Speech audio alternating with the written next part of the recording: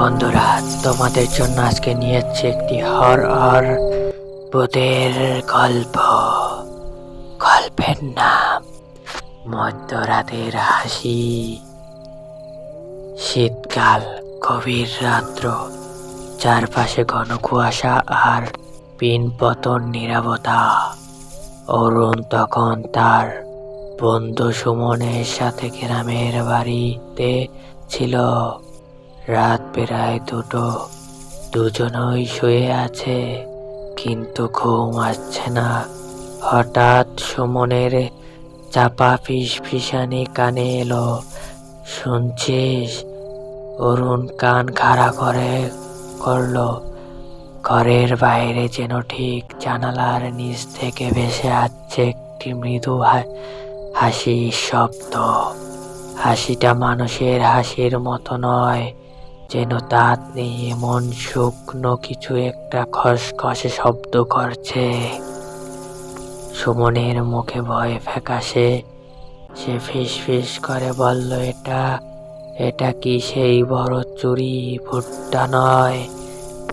গ্রামের লোকেরা বলতো অনেক বছর আগে এই বাড়িতে এক নতুন বউ আত্মহত্যা করেছিল, আর তারপর থেকে মধ্যরাতে তার হাসির শব্দ শোনা যায়। যে শুনে সে নাকি অসুস্থ হয়ে পড়ে।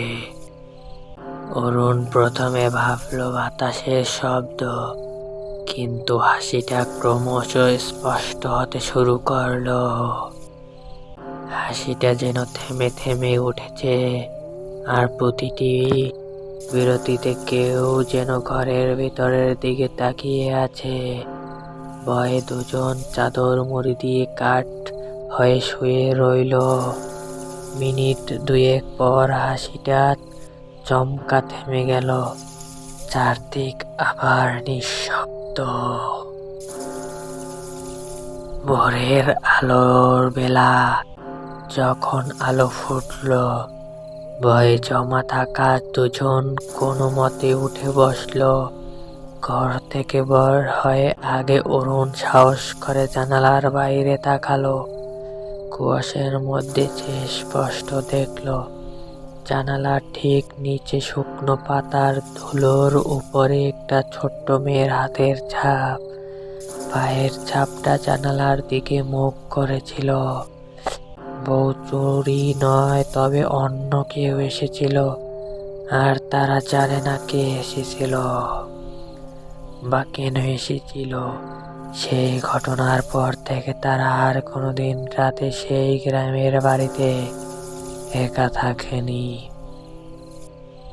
বন্ধুরা, গল্পটি যদি ভালো লাগে অবশ্যই লাইক, কমেন্ট, শেয়ার করবেন এবং চ্যানেলটি সাবস্ক্রাইব করবেন। ধন্যবাদ।